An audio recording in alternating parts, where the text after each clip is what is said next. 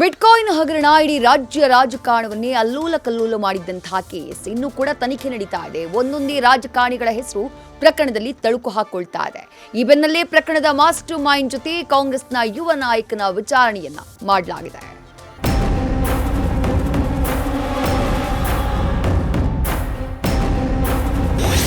ಯುವ ಕಾಂಗ್ರೆಸ್ ನಾಯಕನಿಗೆ ಶಾಕ್ ಕೊಟ್ಟ ಸಿಐಡಿ.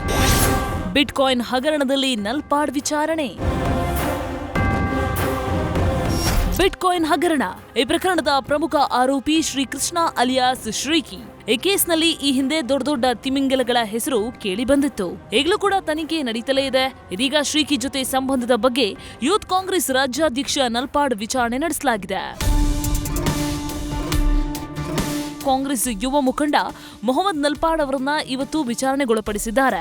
ಪ್ರಕರಣದ ಪ್ರಮುಖ ಆರೋಪಿ ಶ್ರೀಕೃಷ್ಣ ಅಲಿಯಾಸ್ ಶ್ರೀಕಿಯೊಂದಿಗೆ ನಂಟು ಹೊಂದಿದ್ದ ಆರೋಪದಡಿ ವಿಚಾರಣೆಗೆ ಹಾಜರಾಗುವಂತೆ ನಲ್ಪಾಡ್ಗೆ ನೋಟಿಸ್ ಕೊಡಲಾಗಿತ್ತು.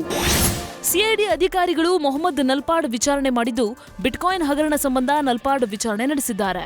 ಬಿಟ್ಕಾಯಿನ್ ಪ್ರಕರಣದ ಪ್ರಮುಖ ಆರೋಪಿಯಾಗಿರೋ ಶ್ರೀಕಿ ಜೊತೆ ನಲ್ಪಾಡ್ ಸಂಬಂಧ ಹೊಂದಿದ್ರಾ ಅನ್ನೋ ನಿಟ್ಟಿನಲ್ಲಿ ಯೂತ್ ಕಾಂಗ್ರೆಸ್ ರಾಜ್ಯಾಧ್ಯಕ್ಷ ನಲ್ಪಾಡ್ ವಿಚಾರಣೆಯನ್ನ ಮಾಡಲಾಗಿದೆ. 2 ಗಂಟೆಗೂ ಅಧಿಕ ಹೊತ್ತು ಎಸ್ಐಟಿ ಅಧಿಕಾರಿಗಳು ವಿಚಾರಣೆ ನಡೆಸಿದ್ದಾರೆ.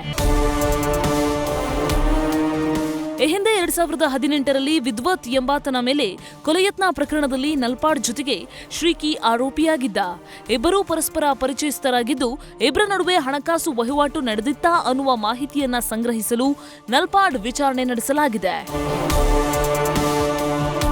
Vishnu Prasad, news first, Bengaluru.